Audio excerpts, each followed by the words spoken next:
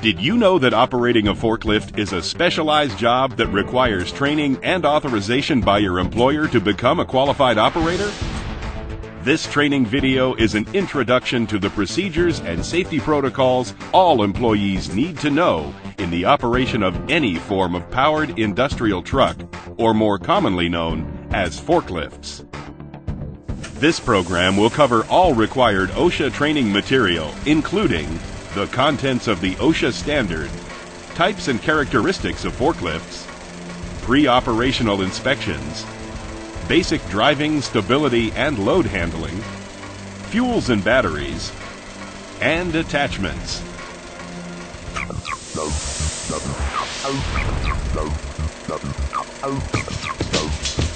OSHA estimates that tens of thousands of employees are injured or killed due to forklift accidents, injuries, and deaths. To reduce the number of powered industrial truck accidents, OSHA revised and updated its regulation 29 CFR 1910.178. OSHA defines powered industrial trucks as any specialized industrial truck powered by electric motors or internal combustion engines. This revised OSHA regulation requires initial forklift operator training before any employee can be allowed to operate such equipment. In addition, an employee must go through retraining in case of involvement in an accident or a near miss. The operator is observed driving in an unsafe manner, the operating conditions or the equipment changes, and every 3 years. In addition to your classroom training on powered industrial trucks, hands-on driving training and a driving evaluation should follow. The OSHA regulations are to be made available to all employees. Contact your training instructor or your supervisor to review copies of them.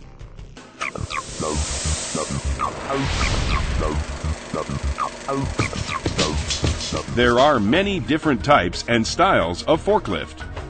It is important that you understand the trucks your employer utilizes. Familiarize yourself with and reference the operator's manual that comes with the truck you will be using. Powered industrial trucks are divided into 7 classes based on their basic functions and characteristics. Class 1, electric counterbalanced trucks. It has no exhaust and is often used indoors. Class 2, narrow aisle lift trucks and order pickers. If the operator is raised, they must use fall protection. Class 3, electric powered hand trucks or pallet jacks. This only includes powered pallet jacks, including both the walked behind jack and the ridden jack. Class 4, solid rubber tired combustion fueled counterbalanced forklifts.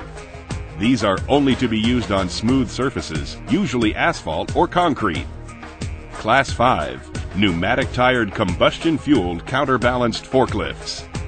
These can be used on unpaved surfaces, but not rough terrain. Class 6, tow vehicles, such as the ones used at airports to tow planes and luggage carts. These do not lift loads. Class 7, counterbalanced rough terrain forklifts. These are commonly used on construction sites. These 7 classes of powered industrial trucks were established based on their different handling and safety characteristics. It is important that you understand the specific type of vehicle you will be operating. You will only be able to operate the classification of truck that you've been trained on.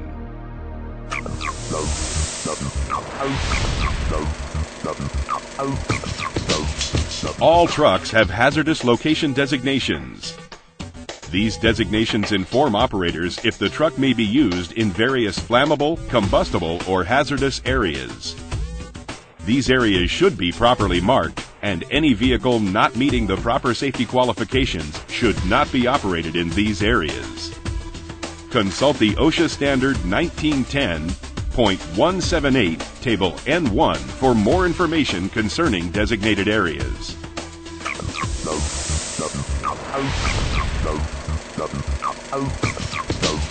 Before the start of each shift, equipment inspection should be done.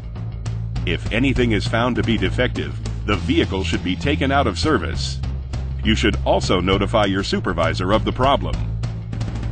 To assist with your inspection of the equipment, an inspection checklist form should be used and is usually provided by your employer. These checklists may also be obtained in the operator's manual or by the equipment manufacturer. A sample checklist has also been provided with this training program. The inspections checklist includes all safety items that need to be in working order.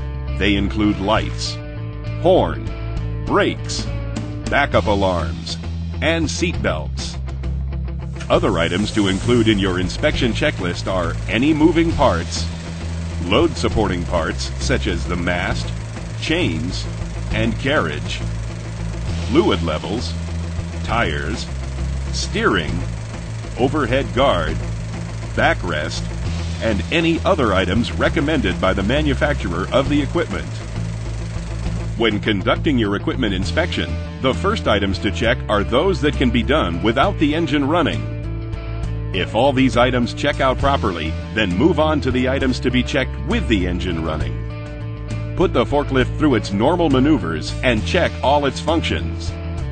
Be especially cautious not to place your hands in areas of moving parts or between the uprights of the mast.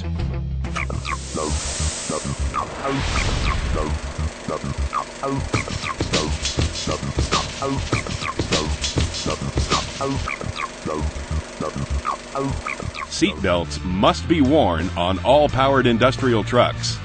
If your forklift is not equipped with one, contact the manufacturer to obtain one. While operating any powered industrial truck, it is important to keep all body parts inside the operator's area at all times. You must operate the vehicle in designated and safe areas only. Make sure that the driving surface is clean and free of debris or spills. You need to pay close attention and be alert of any obstructions in the aisles you are operating on or of low-hanging items that you may damage. You also need to be observant for lights, sprinkler heads, pipes, or other overhead items. Always maintain a safe speed. Forklifts should never be driven faster than would allow for a safe stopping distance. The maximum safe speed should be equivalent to a fast-paced walk. You should also gauge a safe operating speed based on driving conditions, pedestrians, and loads. When following behind another forklift, maintain a distance of 3 truck lengths. When coming to an intersection or a doorway, you should always slow down and alert others of your approach by sounding your horn. Most powered industrial trucks are designed to be operated by one-person drivers. Do not give rides to others. Do not allow any person to stand or pass underneath a raised load. Do not drive up to anyone standing in front of a fixed object. Always be alert of pedestrians near you and give them the right of way. Be sure to always look in all directions before you begin to operate your vehicle. Some forklifts have rear wheel steering that is different in operating than front wheel steering. Trucks tend to swing wide, and you must compensate for this. When crossing curbs or railroad tracks, do so at an angle. This helps keep at least 2 wheels in contact with the ground to prevent tipping.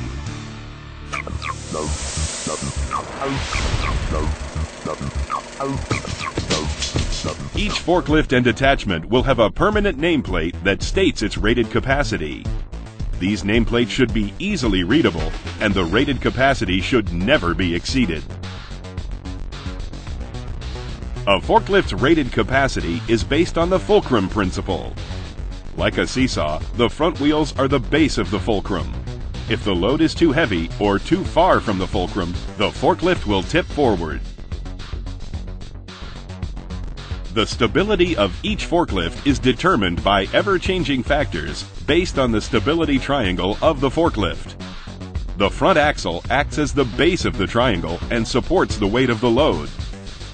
The sides of the stability triangle meet at the point where the forklift steers, either at a single wheel or in the middle of the steering axle on the four-wheeled models. The center of gravity for the forklift is changed by the load and by momentum. The forklift will tip over if either of these factors force the center of gravity outside the stability triangle. Each load has its own load center. This is the center of its weight mass. This distance greatly affects the load capacity of forklifts. The nameplate will state the load center measurement in which the capacity is based.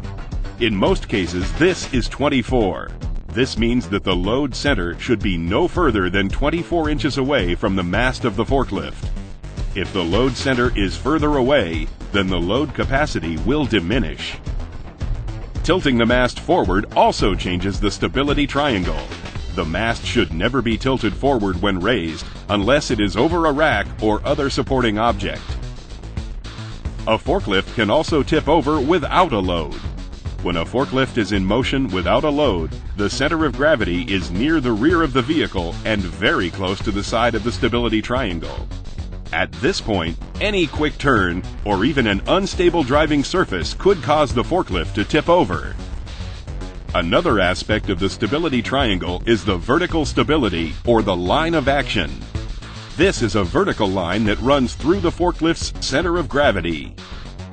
If the line of action shifts outside the stability triangle, the forklift will tip over. Additional factors in keeping the line of action within the stability triangle include the placement of the load on the forks, how high the load is raised, the angle of the floor underneath the forklift, and momentum. In the event of a forklift tipping, do not jump free. You could be crushed beneath the forklift or the load. Brace yourself, hold onto the steering wheel and pull yourself tight up to it. Keep all parts of your body inside the operator's area.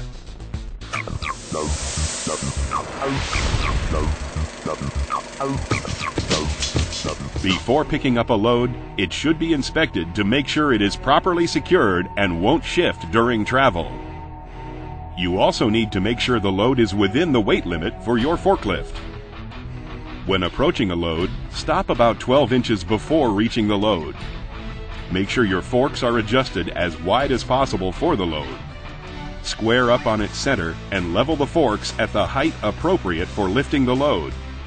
Drive slowly forward until the load rests against the mast. Lift the load high enough to clear the floor or rack, and then tilt the mast back slightly to a traveling position. If necessary, lower the load to a few inches above the ground so as to clear all objects while traveling. If the load obstructs your view, drive in reverse or use a spotter to make sure your pathway is clear and safe.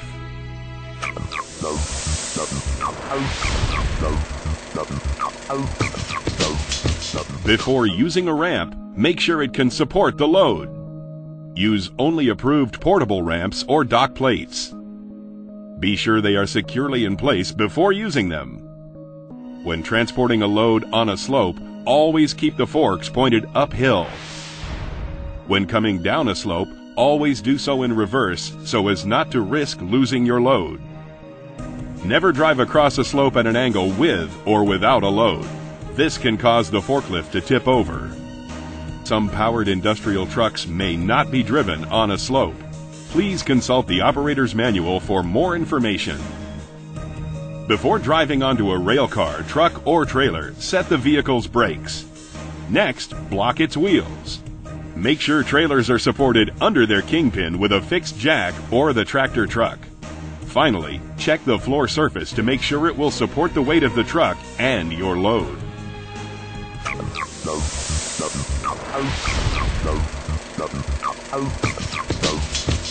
If you are going to be away from the forklift at a distance of 25 feet, the vehicle needs to be shut off. Place the transmission in neutral or park, apply the parking brake, and lower the forks all the way to the ground. Be sure that you are not blocking any exit paths or firefighting equipment. If working in a rail yard, do not park closer than 8 feet from the railroad tracks. If parked on a slope, make sure to place blocks behind the wheels.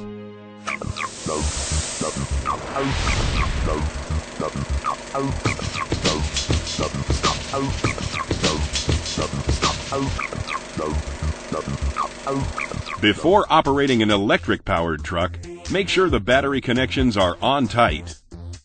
Next, check the battery's electrolyte level. Be sure to use personal protective equipment such as eye protection, face shield, and gloves. The battery should be removed from the vehicle, or the battery compartment needs to remain open while charging. When charging batteries, be sure to do so in designated no smoking areas. Charging batteries produces flammable hydrogen gas, so use care to avoid causing sparks or flames.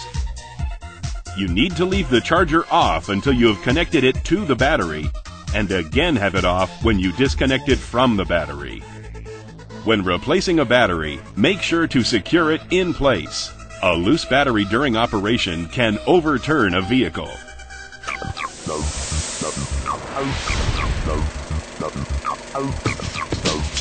The refueling of vehicles that run on propane, gasoline, or diesel fuels should only be done in designated no smoking areas, and the engines must be turned off. For propane-fueled trucks, remove the propane tanks prior to refilling. After refilling, make sure the tank location pin is properly aligned before securing the tank to the truck. All combustion-fueled trucks should have an annual emissions test to monitor their emission levels. This is especially important for trucks operated indoors. Be sure the work area you are in is well ventilated to prohibit the buildup of carbon monoxide.